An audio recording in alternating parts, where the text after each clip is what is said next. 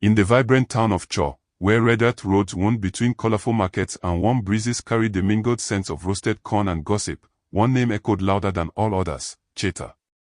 She moved through the bustling streets like royalty, her confidence radiating from every deliberate step. The marketplace vendors paused their haggling to watch her pass, women whispered behind cupped hands, and men turned their heads as she glided by with her chin held impossibly high. Cheta believed, with unwavering conviction, that she was Cho's greatest treasure. Her flawless skin, delicate features, and graceful movements were topics of endless discussion at the church courtyard, in the market stalls, and at family gatherings. She fed on this attention like oxygen, wearing it as both crown and armor. Every compliment inflated her already substantial pride, and every jealous glance confirmed what she already knew: she was exceptional, rare, almost divine in her beauty. Cheta believed, with unwavering conviction, that she was Cho's greatest treasure. Her flawless skin, delicate features, and graceful movements were topics of endless discussion at the church courtyard, in the market stalls, and at family gatherings. She fed on this attention like oxygen, wearing it as both crown and armor. Every compliment inflated her already substantial pride, and every jealous glance confirmed what she already knew: she was exceptional, rare, almost divine in her beauty. Her husband, Chibutso, watched this growing vanity with increasing concern. He saw how she prinned before mirrors, how she dismissed other women with barely concealed contempt, how she measured her worth solely by the admiration in strangers' eyes. He tried speaking to her gently, suggesting humility, warning of pride's dangers. But Cheta brushed aside his words like dust from her immaculate shoulders. She was beautiful, she reasoned, and beauty deserved recognition. Why should she hide her light under false modesty? The town itself seemed to enable her delusion. Everywhere she went, people acknowledged her appearance.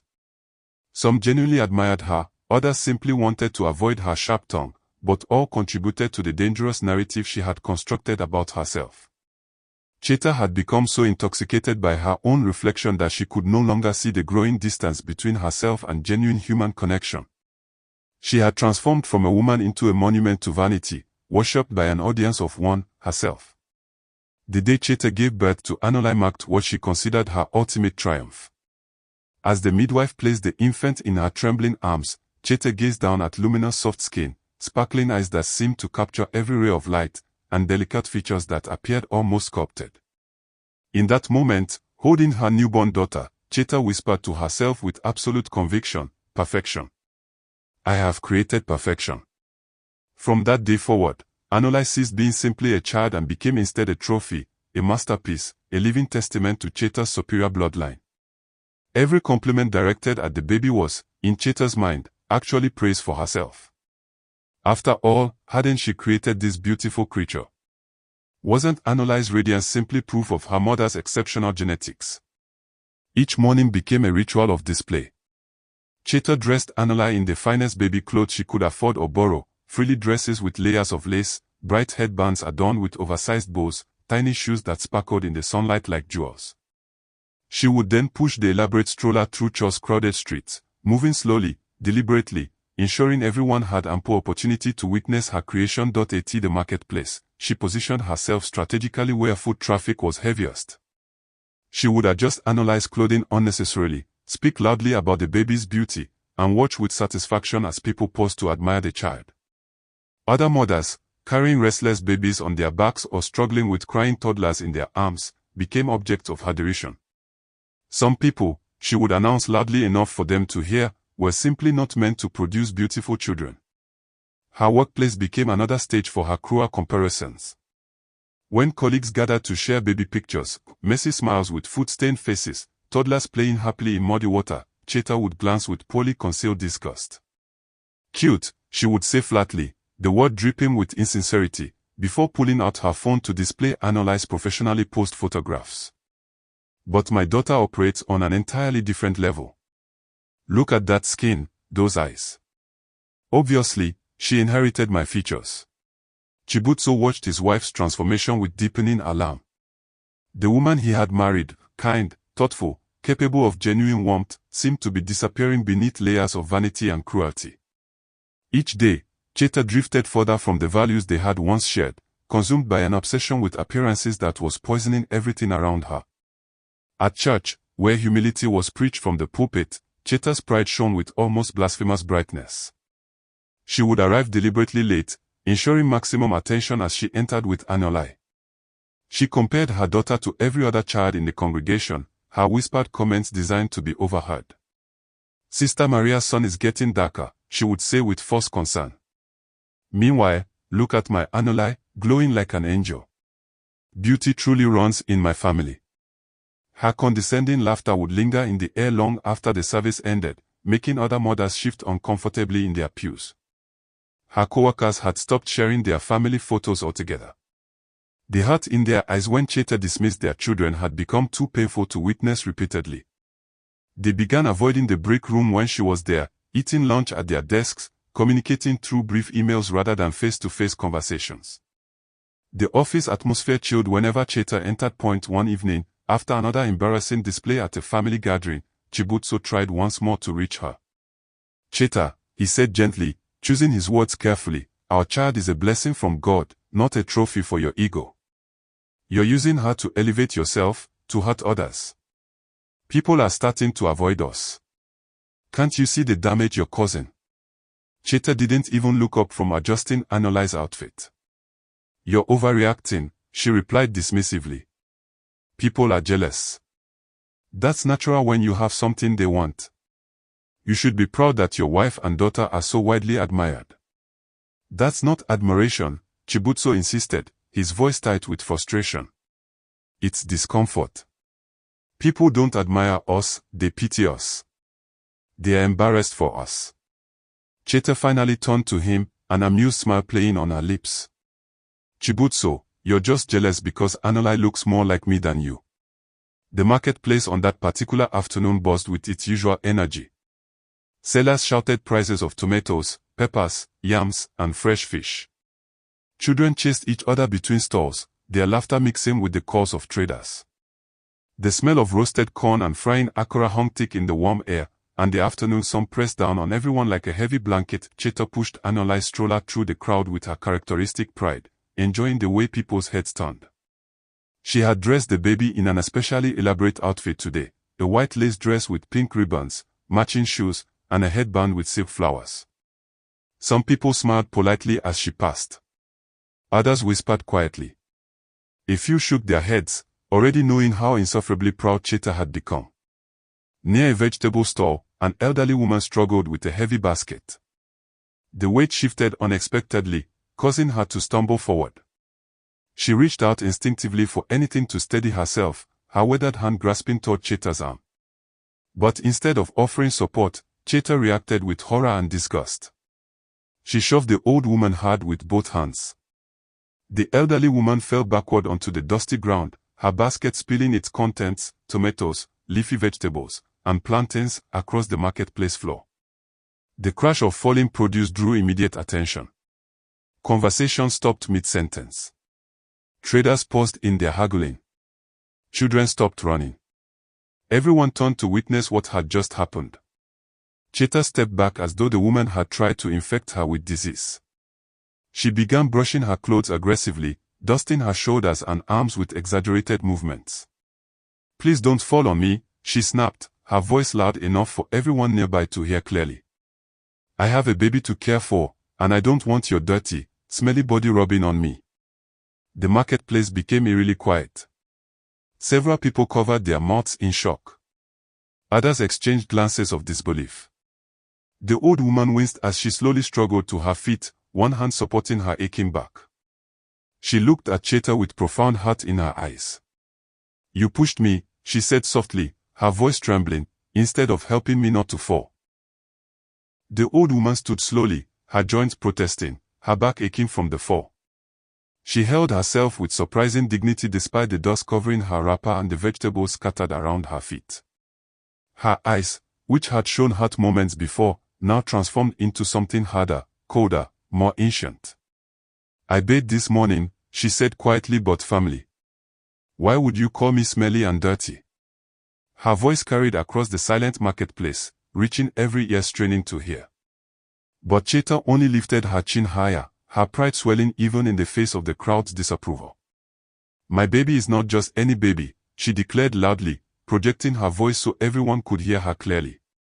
She is the most beautiful being on earth. I will not allow your smell to touch her. Go and take a shower and stop disturbing me.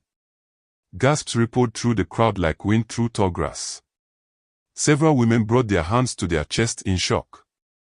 Old men who had seen much in their lifetimes shook their heads slowly, knowing that some lines should never be crossed. The disrespect Cheta had just shown to an elder, and the cruel way she had done it, violated one of their community's most sacred unwritten laws. The old woman's expression changed completely. The softness vanished, replaced by something that made even the boldest traders take a step backward. She took a deep breath, her chest rising, and when she spoke again, her voice carried a weight that seemed to press down on everyone present. You will pay, she shouted, her voice suddenly strong and commanding, echoing off the market stalls and carrying far beyond the immediate crowd, with that which was given to you freely. The words hung in the air like smoke. Several sellers dropped what they were holding. Mothers instinctively pulled their children closer. The atmosphere shifted from shocked disapproval to something darker, heavier, more ominous. Everyone recognized the tone of a curse being spoken, a price being demanded by forces older than the marketplace itself. Cheta rolled her eyes dramatically. Oh, please, she muttered dismissively. People like you always like to curse others when they are corrected. Sunday morning at Groundstone Church usually brought peace to Church residents. The choir's voices floated through the sanctuary, sunlight streamed through stained glass windows in rainbow patterns, and ushers arranged hymnals with quiet efficiency. But when Cheta stepped through the heavy wooden doors that morning, carrying baby Anulai, the atmosphere shifted perceptibly. She had dressed for maximum impact. Her wrapper was the finest she owned, imported fabric that shimmered with each movement. Anulai wore an elaborate white christening-style dress. Even though this was just an ordinary service. Cheta walked slowly down the center aisle, each step deliberate, calculated to draw every eye. And it worked.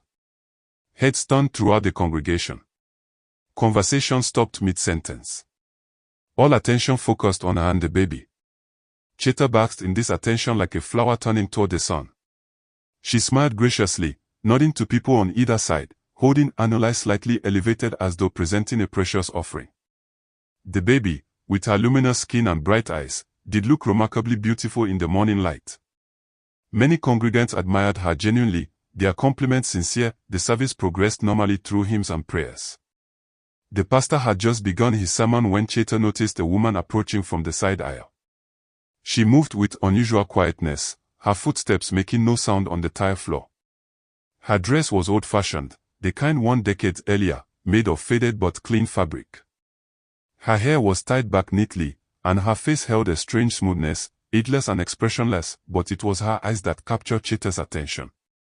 They were dark, impossibly deep, as though looking into them might mean falling into an endless well.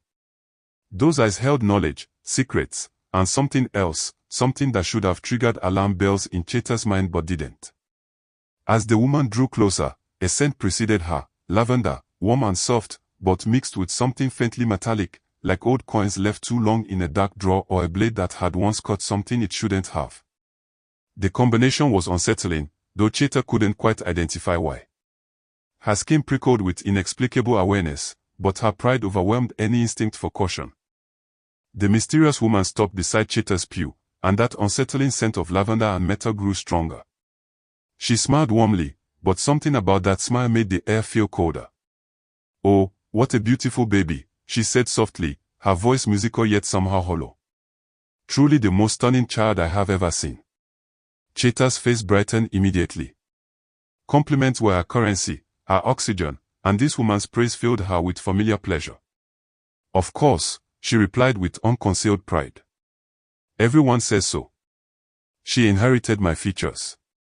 The woman leaned forward, her unnaturally dark eyes fixed on Anulai with an intensity that should have alarmed any mother. But Cheta noticed only the attention, the validation, the recognition of what she had created. "May I hold her?" the woman asked, her voice gentle as silk. "Just for a moment." "She is too gorgeous to resist." Beside her, Chibutso stiffened. His hand shot out, gripping Cheta's arm firmly. His eyes were wide, his head shaking in clear warning. Every instinct he possessed screamed danger. The woman's appearance, her strange eyes, that unsettling smell, the way she moved without sound, everything about her felt wrong, fundamentally wrong, but Cheta saw only another admirer, another person recognizing the superiority of her bloodline, the perfection of her creation. The praise had already filled her heart like warm air in a balloon, lifting her beyond reason, beyond caution, beyond the wisdom of her husband's concern. Of course you can hold her, Cheta said with a gracious smile, and without a second thought, without considering her husband's obvious distress, without listening to any internal voice of warning, she placed Anola into the stranger's waiting arms. Chibutso's body went rigid. His jaw clenched. His hands formed fists on his knees. But he said nothing aloud. What could he say now? The baby was already in the woman's arms. The moment had passed. The decision had been made. And somewhere deep in his soul, he knew that something irreversible had just occurred, though he couldn't yet understand exactly what. The mysterious woman held Anola with disturbing familiarity, as though she had held this specific child many times before. She rocked gently, whispering soft words in a language Cheta had never heard. The sounds were low and rhythmic, almost like a chant, and they seemed to make the air around them grow heavier, thicker, harder to breathe. The atmosphere in the church changed subtly but unmistakably. The pastor's voice seemed to fade to a distant murmur. The light from the stained glass windows appeared dimmer. Other congregants became like figures in a painting, present but somehow removed, separated from what was happening in this moment. Anola smiled up at the woman, reaching out one tiny hand toward the stranger's long dark hair. The woman allowed the baby to touch it, continuing her whispered chant. She is precious, the woman murmured, though whether to Cheta or to herself wasn't clear. She deserves more than this world can offer. Cheta blinked, confused. The words seemed to carry meanings beneath their surface, implications she couldn't quite grasp. What do you mean? She asked, but her voice came out weak, swallowed by the strange stillness that had settled around them. The woman lifted her head slowly. Her eyes gleamed with an otherworldly brightness, reflecting light that didn't exist in the church. Thank you for sharing her with me, she said softly, each word precise and final. Before Cheta could process the statement, before her mind could catch up with what her instinct suddenly screamed, the woman turned calmly and began walking toward the church doors. Anola rested peacefully in her arms, not crying, not struggling, simply gazing at the stranger's face with unusual contentment. Cheta sat frozen, her breath caught halfway in her throat. Her mind refused to accept what her eyes were showing her. This couldn't be happening. The woman was just walking away. With her baby. Walking away. The thought repeated, each time with more urgency, more panic, until finally her body responded. Wait. The scream tore from her throat, echoing through the entire sanctuary, shattering the strange stillness like glass. Cheta's chair crashed backward as she leaped to her feet. Her scream still echoed off the church's stone walls, bouncing back at her like mockery. Chibutso, stop her, she shrieked, and began running down the aisle, her shoes slapping against the polished floor with desperate urgency. The congregation erupted into chaos. People stood, craning their necks to see what was happening. Confused murmurs rose like a tide. Children began crying, frightened by the sudden commotion. The pastor stopped mid-sermon, his mouth hanging open in shock. Cheta ran faster than she had ever run in her life. Her heart slammed against her ribs. Her breath came in sharp, painful gasps. She pushed past startled worshippers, nearly slipping as she grabbed the edges of pews for balance. Her mind held only one thought, repeated endlessly, get my baby back. Get my baby back. Get my baby back. She burst through the church doors with such force they banged against the outer walls. Her momentum carried her several steps into the courtyard before she could stop, her eyes frantically scanning for any sign of the mysterious woman and her child, but the courtyard was completely empty. The space that should have been busy with vendors selling biscuits and drinks, with children playing, with late arrivals hurrying toward the church, with the normal life of a Sunday morning, it was all gone. The courtyard stretched before her like a desert, devoid of movement, of sound, of life itself. Cheta spun in a circle, looking everywhere, anywhere. No footprints in the dusty ground. No gate swinging shut. No figure disappearing down the road. No sound of footsteps fading into distance. Nothing. The woman had simply vanished as though she had never existed, taking Anulai with her into some impossible void. A scream built in Cheta's chest, raw and animal. It exploded from her throat as her knees buckled, sending her crashing onto the hard, dusty ground. Her hands clawed at the earth as she cried out her daughter's name again and again, each repetition more broken than the last. Chibutso reached her moments later, grabbing her shoulders as she shook violently. Days blurred into weeks, then months, with no trace of Anulai. No one in Cho recognized the woman Cheta described. Travelers reported no sightings. Authorities found no leads. It was as though both the mysterious stranger and the baby had been erased from existence, leaving only absence behind. The woman who had once walked through Cho like royalty disappeared into the shell of her grief. Cheta's renowned beauty faded rapidly, consumed by endless tears and sleepless nights. Her once radiant skin grew dull and tired. Her lips, always curved in proud smiles, remained frozen in expressions of loss. She stopped wearing bright dresses, stopped styling her hair, stopped looking in mirrors altogether. When she accidentally caught her reflection, she would turn away quickly, unable to bear the sight of what she had become. Chibutso's rage matched his grief. "This is all your fault," he shouted one terrible evening. "You never listen. You handed our baby to a stranger because she flattered you. Bring my child back, or this marriage is over." His words hung in the air like a death sentence. Within weeks, he filed for divorce and left Cho completely, unable to forgive what he saw as Cheta's unforgivable vanity. Alone in the house that once echoed with her prideful laughter, Cheta became a ghost. She wandered from room to room without purpose, her footsteps heavy and slow. The nursery remained exactly as it had been, but she could barely enter it without collapsing in tears. Most nights, she sat in the darkness, crushed under the weight of what she had lost: her daughter, her husband, her pride, her beauty. Everything she had valued was gone, taken as payment for the sin of vanity. The people of Cho began sharing her story in whispers, passing it from mothers to daughters, from elders to youth. It became a cautionary tale told at gatherings and ceremonies: pride destroys.